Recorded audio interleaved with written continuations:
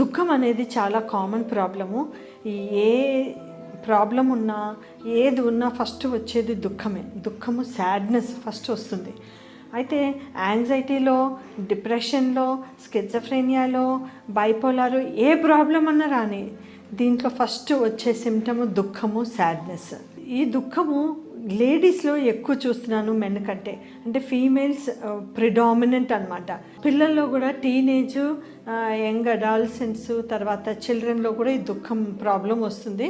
వాళ్ళకి వేరే పిల్లలతో గొడవ వచ్చినప్పుడో, లేకపోతే స్కూల్లో డిఫరెన్సెస్ వచ్చినప్పుడో పిల్లల్లో కూడా ఉంటుంది. సో దుఃఖం అనేది పిల్లలకి, పెద్దవాళ్ళకి, ఓల్డ్ ఏజ్ వాళ్ళకి, అన్ని ఏజ్ గ్రూప్స్కి వస్తుంది. ఎవరైనా సరే దుఃఖం ఉన్నప్పుడు ఆలోచన శక్తి కోల్పోతారు. వాళ్ళు నార్మల్ థింగ్స్ చేయాల్సిన పనులు డిలే అవుతాయి. థింకింగ్ కెపాసిటీ తగ్గిపోతుంది ఆ దుఃఖం ఉన్నప్పుడు. సో దుఃఖము వేరే థింకింగ్, వేరే వాటిలన్నిటిని ఓవర్ రైడ్ చేస్తుంది అనమాట. సో ఇవన్నీ కాక ఫిజికల్గా ఏం జరుగుతాయి?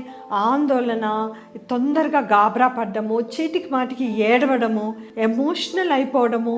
కొంతమంది దుఃఖంలో తిట్టేస్తుంటారు. మెన్ అయితే దుఃఖంగా ఉన్న వాళ్ళు ఎక్కువ యాంగర్ లాగా చూపిస్తారు బయటికి. అదే ఫీమేల్స్ అయితే ఏడుపు లాగా, క్రైయింగ్తో చూపిస్తారు. సో దుఃఖము ఎమోషనల్గా ప్రెజెంట్ అవుతుంది, యాంగర్గా ప్రెజెంట్ అవుతుంది.